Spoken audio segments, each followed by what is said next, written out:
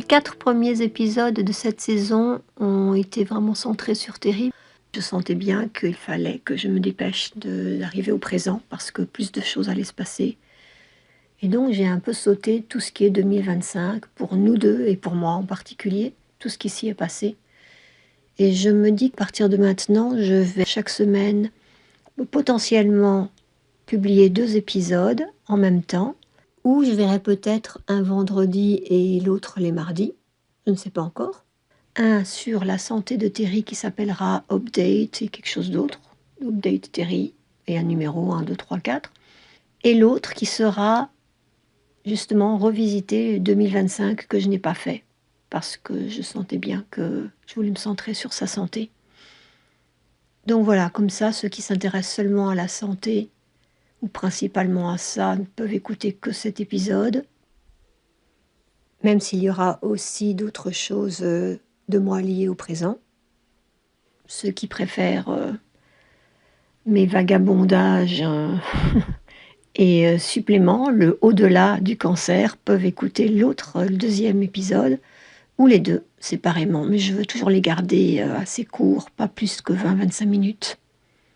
Donc voilà, c'est mon intention. Je vais mettre ce message dans les 2 épisodes de la semaine qui vient, de celle-ci, et we'll go from there. On verra comment ça progresse.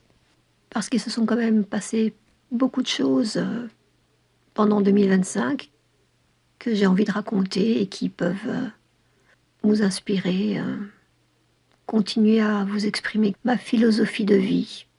Et aussi, surtout, comment j'ai continué à essayer de rester moi-même inspirée et centrée sur la vie pendant même cette dernière année. Donc voilà, je vais bifurquer pour les 2 épisodes différents, mais vous voilà avertis du nouveau format. Alors, je vais vous mettre à jour des presque 15 derniers jours. Je m'étais arrêtée au 17 avril. Et là, on est le 29. Donc, le week-end ne s'est passé rien de particulier. Lundi, je vous avais dit qu'on avait quelques rendez-vous, ainsi que mardi avec l'oncologue. Rien de particulier pour le lundi, c'était la nutritionniste et l'hôpital qui voulait de ses nouvelles par rapport à son séjour à l'hôpital. Mais donc, le mardi, on rencontre l'oncologue, que j'ai trouvé un peu plus froid que d'habitude, en tout cas physiquement. Il ne nous a pas serré la main, ça ne m'a pas étonnée. Je me suis dit qu'il devait récupérer de notre embrassade. Donc voilà, mais je lui ai demandé ce qu'il pensait de la possibilité de nourrir Terry par intraveineuse, par perfusion. Et il a dit que non, que les études prouvent que ça n'étend pas la durée de vie et qu'il y a des risques. Donc, voilà, il n'a pas précisé plus, mais que ce n'était pas une option qu'il envisageait pour Terry. Et qu'il allait reprendre la chimio. Et que si la chimio ne marchait pas, et il a dit mais on n'y est pas encore. Et j'ai trouvé cette histoire de on n'y est pas encore un peu bizarre, parce que j'ai l'impression qu'on est... qu'il n'y a pas plus urgent qu'en ce moment, mais il a dit on n'y est pas encore, mais je pourrais vous envoyer à City of Hope. C'est un lieu qui fait de la recherche pour le cancer à Los Angeles, très poussé, et qui a des tests, des trials, je ne sais pas comment on dit ça en français. Des essais, je pense. Hein. Mais il dit on n'y est pas encore, essayons la chimio actuelle, la nouvelle, ça je comprends. Je reviens 2 secondes sur la nourriture intraveineuse. J'ai parlé à mon amie infirmière en hospice qui m'a dit qu'effectivement, il peut y avoir des risques à considérer. Qu'au fait, ce liquide, le corps peut ne pas être capable de l'assimiler. Ça peut, je ne sais pas exactement, mais être un problème pour les divers organes. Donc voilà. Et je peux comprendre que là, la situation de Terry, c'est que si son corps est en train de devenir faible à cause de 2 ans et demi de chimio, c'est vrai que ça peut ne pas aider. Ce système est souvent utilisé pour d'autres situations. ou c'est temporaire, ou il y a d'autres raisons pour lesquelles la personne ne peut pas manger par l'estomac et les intestins. Mais là, ça fait partie d'un problème de santé probablement plus grand. Donc voilà, je suis plus en paix par rapport au fait qu'il a fait le bon choix. C'est tellement prétentieux de ma part. Mais on a besoin de comprendre, hein, parce que c'est quand même nous qui vivons les conséquences le plus fortement. Thierry avait perdu du poids depuis qu'il était sorti de l'hôpital. Et la semaine suivante, qu'est-ce que je peux en dire? Pas super, dans le sens que Thierry continue à perdre du poids. Il a perdu 10 pounds en une semaine, ça fait 4 kilos. Il n'arrive pas à consommer beaucoup de liquide parce que ses intestins sont comprimés et il a mal à l'abdomen. Donc il n'arrive pas à avoir assez de nutriments pour maintenir son poids. Une de mes meilleures amies dont je vous ai parlé tout récemment est venue nous rendre visite, ce qui était merveilleux pour moi. On a joué à un jeu qu'on joue souvent. Ça s'appelle le jeu de la transformation. C'est un jeu de développement personnel. Et certaines des cartes, d'ailleurs toutes les cartes qui avaient un texte pour moi, étaient vraiment parfaites par rapport à la question initiale que j'avais posée. Donc le jeu, c'est on pose une question et tout au long du jeu, on reçoit des réponses, des indications, des directions. Et c'était par rapport à mon podcast. Je pose une question. Alors, je vais vous lire les phrases parce que vraiment, elles sont toutes si clairement liées à ma situation. La première, c'est tu as percé à travers ta carapace d'isolation et tu es rentré dans la lumière de la vraie compréhension et de la fraternité et sororité. Vraiment, ça me fait penser que si je n'avais pas partagé tout ça, je serais beaucoup plus isolée, c'est clair. Et la fraternité et sororité, c'est vous. C'est vraiment montrer qui on est, les uns les autres, tous égaux par rapport à ça. Voilà. La deuxième, c'est tu as été brillante, ferme et solide dans chaque situation difficile. Ça, c'est super, c'est beau. J'espère que je le suis. Et la dernière, ta sagesse et ta maturité inspirent des changements à l'intérieur et à l'extérieur. Super beau aussi, hein. Voilà. J'aime bien quand les choses parlent vraiment, quand les coïncidences ou les synchronicités semblent vraiment avoir du sens. Être comme des êtres qui nous répondent, qui nous entendent et qui nous répondent. C'est impressionnant. Il y a aussi des anges dans ce jeu-là. Et les anges que j'ai eus sont aussi superbes. Le premier, c'était guérison, compassion, communication. Ensuite, lumière, attente et amour. Et le fait de terminer par le mot amour, je vous en parlerai par rapport à 2025, mais c'est vraiment un mot que je suis en train de travailler depuis quelques années. Et il me semble que c'est mon prochain projet. Donc voilà, tout ça avait tellement de sens. Ça m'a distrait, ça m'a un peu distrait de ce qui se passe vraiment. Mais je pense que c'est hier, je me suis dit que j'avais vraiment besoin de quelque chose. Que Thierry est en train de perdre du poids et que j'ai besoin de quelqu'un du corps médical qui le surveille. Parce que j'ai l'impression que c'est moi qui suis responsable un peu de sa santé de tous les jours. L'oncologue, on ne le verra que dans presque 3 semaines. Je sens qu'il nous faut quelqu'un qui est plus proche et qui, à la rigueur, à un moment donné, si Thierry perd trop de poids, nous dise, ou ne nous dise pas, mais en tout cas, je ne peux pas être celle qui... J'ai une trop grosse responsabilité en ce moment. Je ne sais pas ce qui est normal et ce qui n'est pas normal pour Thierry. On est un peu dans la même situation que ça fait 3 semaines. Comment est-ce que je saurais si un séjour à l'hôpital lui ferait du bien ou pas? Donc j'aimerais bien que quelqu'un, qu'on ait contact avec quelqu'un qui prenne cette responsabilité. Et les services palliatifs, je pense, peuvent peut-être être un peu ce contact, ce point de contact. Donc je les ai appelés hier. Ils m'ont dit qu'il faut d'abord que je demande à notre médecin d'envoyer une demande. Donc je l'ai fait. Terry était en train de dormir et je suis allée sur son compte et j'ai envoyé un email moi-même. Parce que je sais que Terry est assez réticent de recevoir n'importe quelle aide. Je ne sais pas pourquoi. Mais donc je l'ai fait et je lui ai dit après, je lui ai dit écoute, ça ne t'engage à rien, mais en tout cas maintenant, une fois que cette demande est faite, on pourra avoir accès directement à leur service si nécessaire.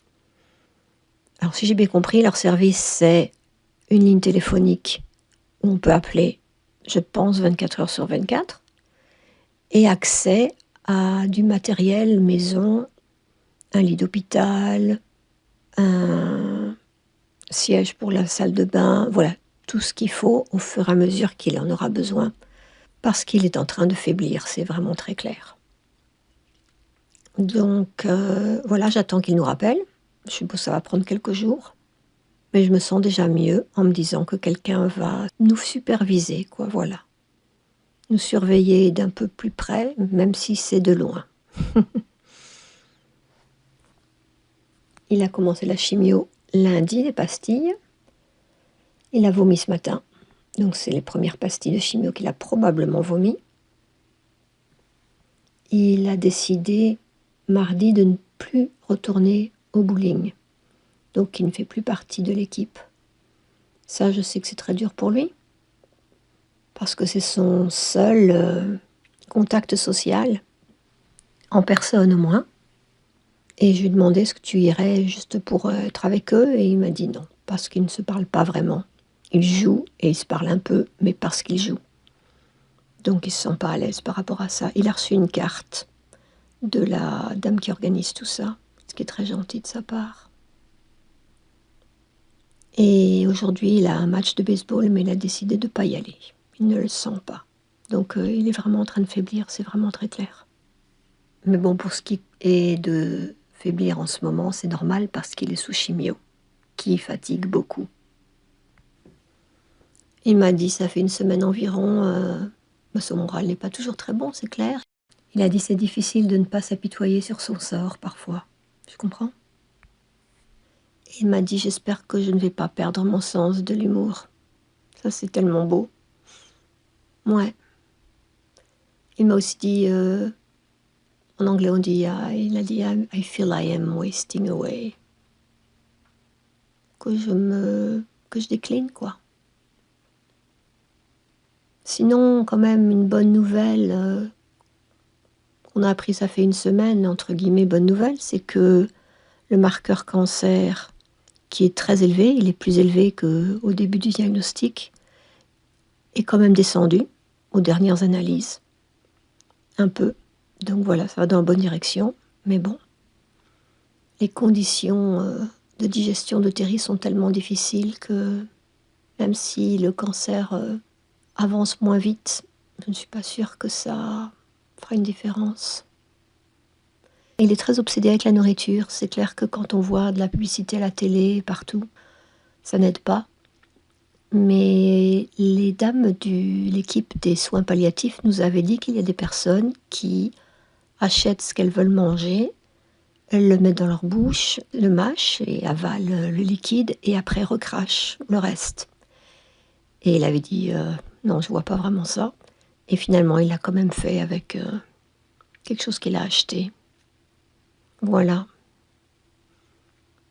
J'ai écrit, ça fait une semaine environ, j'ai écrit par moments, j'ai l'impression que tout ça c'est surréaliste. Et que mes pensées de ça fait une semaine étaient complètement exagérées et dramatiques.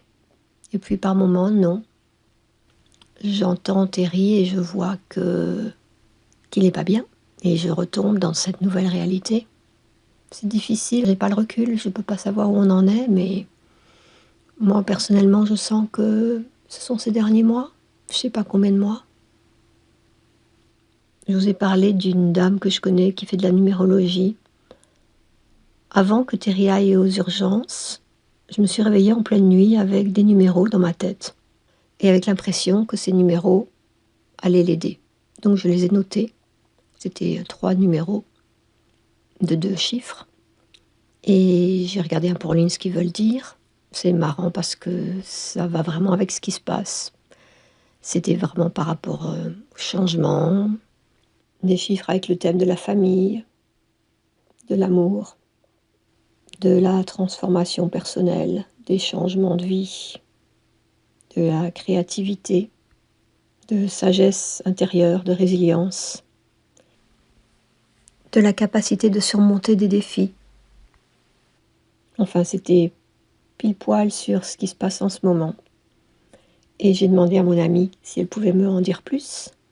Et avec ses recherches, elle a aussi remarqué que nous 3, donc Terry, moi et notre fille, on est en train de vivre la même année, point de vue chiffres. Et je l'ai lu à Terry. Et c'était assez parlant.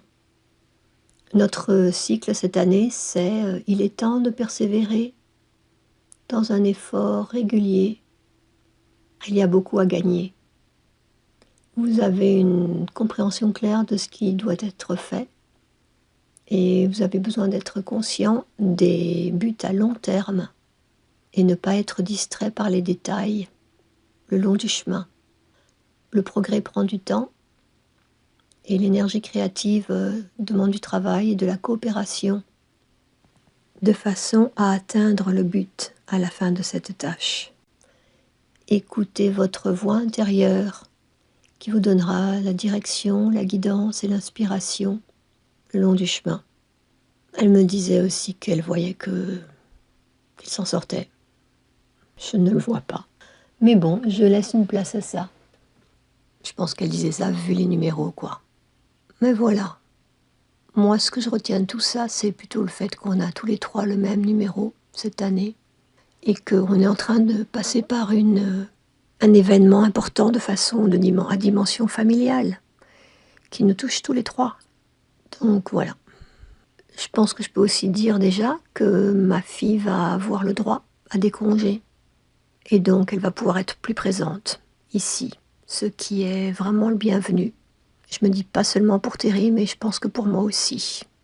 Et puis ça nous soudera, parce qu'elle est très occupée et assez centrée sur elle-même. Elle a 23 ans, donc je pense que là, elle aura les meilleures conditions possibles pour pouvoir être plus présente et avoir le courage d'affronter ce qui se passe aussi et de vivre quelque chose d'unique pour qu'elle ne regrette rien. Ça nous vient comme un cadeau tombé du ciel. Elle ne savait pas qu'elle avait droit à ça. J'ai un peu l'impression que l'univers est en train de l'aider, nous aider, mais surtout l'aider elle à ne pas passer à côté de ce moment qui sera dur, mais voilà. Je me dis d'ailleurs que notre phrase commune en numérologie parle de collaboration. Et donc voilà, on a besoin d'elle. C'est un travail d'équipe. Et ce qui est encore plus fascinant, c'est que pour moi, cette année finit en juillet et qu'il nous reste 3 mois et que c'est justement maintenant qu'elle va prendre ses congés et donc que ce travail d'équipe va pouvoir se réaliser. Je pense souvent à cette expression que tout est possible, parce que je sais que c'est vrai que tout est possible, mais tout est possible n'arrive pas tout le temps. Donc c'est spécial de devoir se préparer à ce qu'on voit, que l'impossible ne semble pas être en chemin, mais en même temps de garder une place pour cette potentielle solution inattendue, résolution du problème. Je pensais à... Je ne suis pas du tout religieuse, mais récemment je lisais un petit texte sur Facebook par rapport à Jésus qui disait quelque chose dans le genre de croire. Celui qui croit verra, ou je ne sais quoi. Je devrais être un peu plus précise, mais bon. Mais que la foi semble être vraiment importante. Et bon, moi je veux bien, mais Mais je veux pas non plus être pas réaliste. Je dois quand même m'adapter à ce que je vois. Donc c'est un peu bizarre, quoi. Comment est-ce qu'on fait pour... Oui, la seule chose que je peux faire, c'est garder une place quelque part dans ma tête. Je sais que c'est possible qu'il guérisse. Mais c'est, entre guillemets, improbable. Donc émotionnellement, je me prépare quand même à ce qui est le plus probable. Voilà, donc je ne sais pas comment Jésus verrait les choses ici. Je devrais l'appeler ou lui envoyer un petit email. Terry est vraiment merveilleux parce que malgré tout ce qui est en train de se passer, il m'a aidé hier à faire une recette que je n'avais jamais faite. Je lui ai dit, j'aimerais bien la faire moi-même, être sûr que je sais la faire, et donc il était là avec moi. Parce qu'en général, c'est lui qui l'a fait. Et puis à la fin, il a pris un tout petit peu de sauce. Mais voilà. C'est quelqu'un de tellement serviable et qui m'aime tellement, qui veut tellement que je sois bien quand il sera parti. Et je pense qu'il est en paix par rapport à ça. Il sait que j'ai ce qu'il me faut matériellement et que émotionnellement, je suis assez forte. Voilà. Donc je suis contente que de ce point de vue-là, il n'a pas à se soucier. Mais sa nature est d'être généreux et quelqu'un qui donne et qui s'occupe des autres. Donc ça va être difficile pour lui de lâcher prise. Je vous avais dit que j'allais aussi vous tenir au courant de la thérapie que je fais. Et ce que je remarque, c'est que je suis toujours curieuse des questions qu'elle va me poser. Parce que je parle, je dis ce que j'ai à dire, mais elle enchaîne toujours avec quelque chose d'autre. Et rien que ça, je ne savais même pas. Moi, je croyais que d'une façon générale, c'était seulement le patient qui parle et que la personne en face ne réagit pas. Mais là, c'est plus un échange. Et c'est toujours intéressant. Je suis toujours curieuse de savoir quelle perspective elle va apporter, ou quel commentaire elle va faire. Elle est souvent douée pour faire écho à ce que je dis, mais en exprimant le sentiment derrière. Ça, j'aime bien, parce que je me sens comprise. Parfois, elle me donne un outil. Elle me dit ce qui est utile dans ces cas-là, c'est ceci, ceci, cela. Et au moins une ou deux fois, je me suis dit, mais je fais déjà ça. Donc c'était moins utile. Mais ça me confirme dans mes choix. Et aujourd'hui, je lui ai parlé.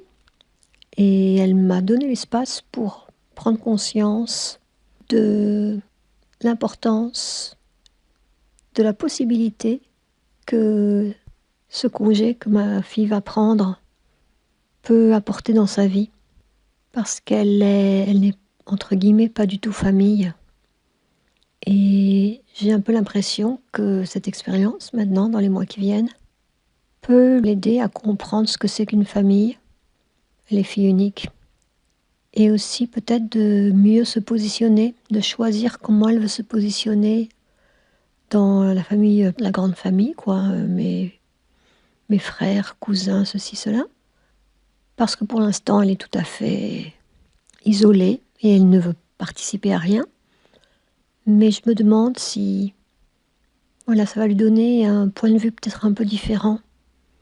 Et je partageais avec ma thérapeute que elle a toujours été très indépendante et très autonome, et donc peut-être qu'elle repousse la famille parce que elle veut pas d'aide. Et peut-être que elle commence à mûrir et qu'elle va voir qu'elle peut, elle, donner de l'aide à sa famille.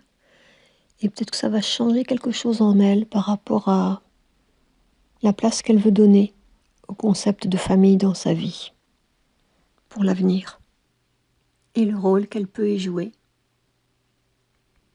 Je l'espère. Ça m'a fait du bien d'avoir cette pensée. Que c'est plus que pour maintenant uniquement. Que ça va former ses expériences futures par rapport à la famille. Et je vais finir par des coïncidences, ça n'a aucun sens, mais je les trouve quand même marrantes. 3 coïncidences du même style, de la même nature. En 2 jours, je suis tombée sur 2 choses à la télévision qui parlaient toutes les 2 de rétrécir des personnes. Une c'est une série et l'autre je ne sais plus ce que c'était. C'est un concept imaginaire bien sûr, hein, de rendre quelqu'un petit. Mais voilà, c'est pas un thème, dont j'entends parler tous les jours. Et de la même façon, j'ai aussi eu 2 sources différentes. Je pense qu'une c'était, une vidéo YouTube et une lecture ou je ne sais plus. Toutes les 2 qui parlaient à quel point il était important de se rendre compte que les animaux sont beaucoup plus que ce qu'on ne pense et qu'on doit arrêter d'abuser d'eux. Et il faut qu'on leur rende leur liberté. Voilà, en quelques heures.